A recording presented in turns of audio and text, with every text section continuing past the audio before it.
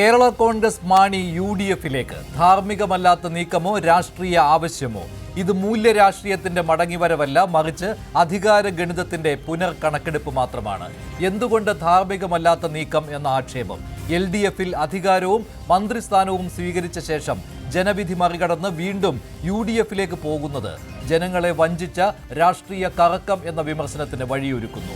മുൻപ് UDF-നെതിരെ ഉന്നയിച്ച ആരോപണങ്ങൾ അവയെല്ലാം ഇല്ലാതാകുന്നുണ്ടോ?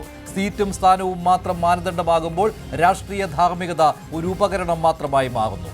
ഇന്നലെ വരെ LDF-ൽ തൃപ്തരെന്ന് പറഞ്ഞിട്ട് UDF-ലേക്ക് ചേക്കേറാൻ ജോസ് കെ മാണി എന്ത് കാരണം പറയും? രാഷ്ട്രീയ കേരളം കാത്തിരിക്കുന്നു. മന്ത്രിസ്ഥാനം തന്ന LDF-നോട് വിശ്വാസവഞ്ചന കാട്ടാൻ റോഷി അഗസ്റ്റിൻ ഇല്ല.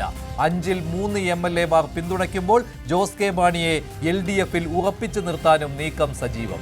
UDF-ന് ഇത് നേട്ടമോ ബാധ്യതയോ? നേട്ടം, മധ്യ കേരളത്തിൽ സീറ്റ് ഗണിതം മെച്ചപ്പെടും. ചില ക്രൈസ്തവ വോട്ടുകൾ തിരിച്ചെത്താൻ സാധ്യത.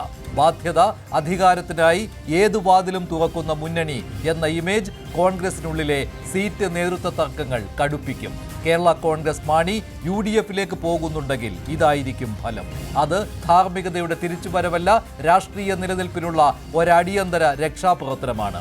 ഇത് UDF വിജയം ഉറപ്പാക്കുമോ, അല്ലെങ്കിൽ അവസരവാദ രാഷ്ട്രീയത്തിന്റെ വില നൽകേണ്ടി വരുമോ?